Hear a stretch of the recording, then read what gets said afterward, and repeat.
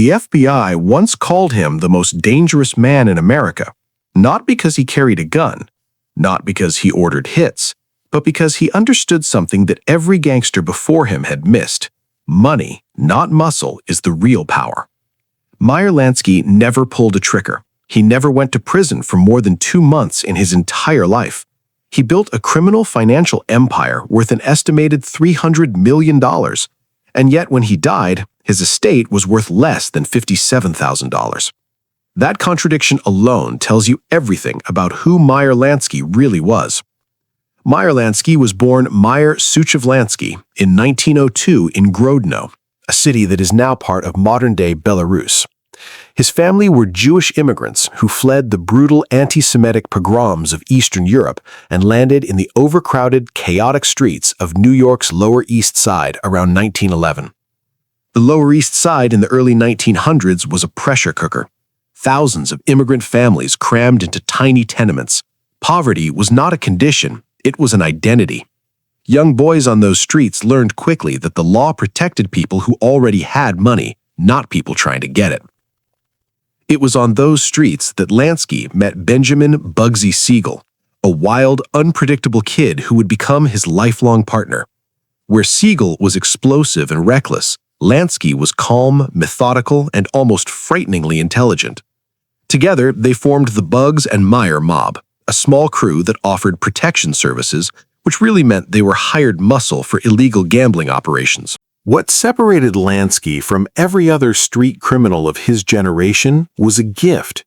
He could think in numbers the way poets think in words. He had a natural genius for mathematics and financial strategy that would have made him a Wall Street legend if he had been born into different circumstances.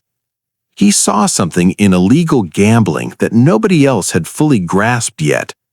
Gambling wasn't just a crime, it was a business model. And like any business, it needed accounting, reinvestment, and expansion. Lansky began applying legitimate business principles to illegitimate operations. During Prohibition, Lansky partnered with Lucky Luciano, one of the most powerful Italian-American crime bosses in the country. While others in the underworld were fighting over street corners, Lansky was thinking about infrastructure, supply chains, distribution networks, money management. He helped organize the cooperation between Jewish and Italian criminal organizations at a time when most gangs operated strictly along ethnic lines. This was historically significant. Lansky was instrumental in shaping what would become known as the National Crime Syndicate, a loose but coordinated network of organized crime operations across the United States. It was less like a mob and more like a corporation with regional branches.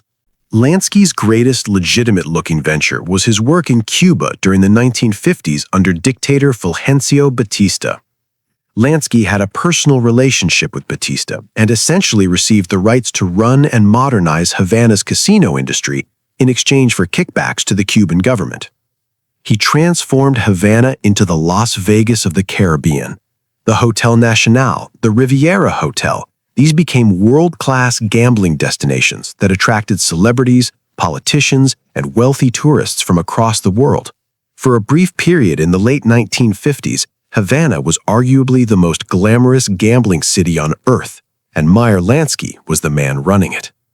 But when Fidel Castro took power in 1959, everything collapsed overnight. Castro shut down the casinos, nationalized foreign assets, and Lansky lost millions of dollars in a single revolution. It was one of the biggest financial reversals of his life, not caused by law enforcement, but by geopolitics. Here is where Lansky's legacy becomes genuinely historic, not just criminally interesting. Meyer Lansky is widely credited with perfecting the system of money laundering as we understand it today. His method was elegant in its simplicity. Dirty money, cash earned from gambling, loan sharking, or other illegal operations, needed to be transformed into money that could be spent openly without raising questions. Lansky used Swiss bank accounts and a network of offshore financial institutions to move money across international borders, obscuring its origins and making it appear as legitimate foreign investment or casino earnings. He funneled money through banks in Switzerland, the Bahamas, and other jurisdictions with strict bank secrecy laws. By the time the money came back into the United States, it was clean, at least on paper. This system became the template for international financial crime that cartels, corrupt governments, and criminal organizations still use in modified forms today. When investigators study modern money laundering cases, they are essentially studying the system that Lansky built.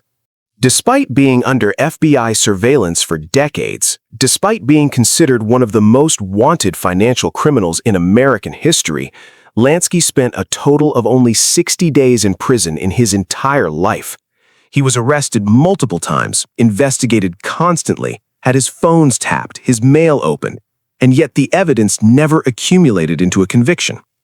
Part of the reason was his extraordinary discipline. Lansky rarely put anything in writing. He operated through trusted intermediaries. He understood that the moment you create a paper trail, you create a case against yourself. The closest the U.S. government came to a serious conviction was in the early 1970s when they tried to extradite him after he had emigrated to Israel. Lansky had claimed Israeli citizenship under the law of return, which grants citizenship rights to Jews worldwide. After a lengthy legal battle, Israel ultimately deported him back to the United States in 1972, but the tax evasion and gambling charges against him were eventually dropped or ended in acquittals. Meyer Lansky died on January 15, 1983, of lung cancer in Miami Beach. He was 80 years old.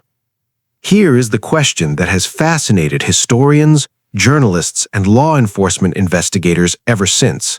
Where did the money go? The FBI estimated his fortune at $300 million. His official estate was worth under $57,000. The gap between those two numbers, roughly $300 million, remains one of the great unsolved financial mysteries of the 20th century. The most credible theory is that the money was so deeply buried in offshore accounts, shell companies, and foreign investments that it simply became untraceable, not just for investigators, but possibly even for Lansky's own family after his death. He didn't just hide money, he hid it so well that even dying couldn't bring it to the surface.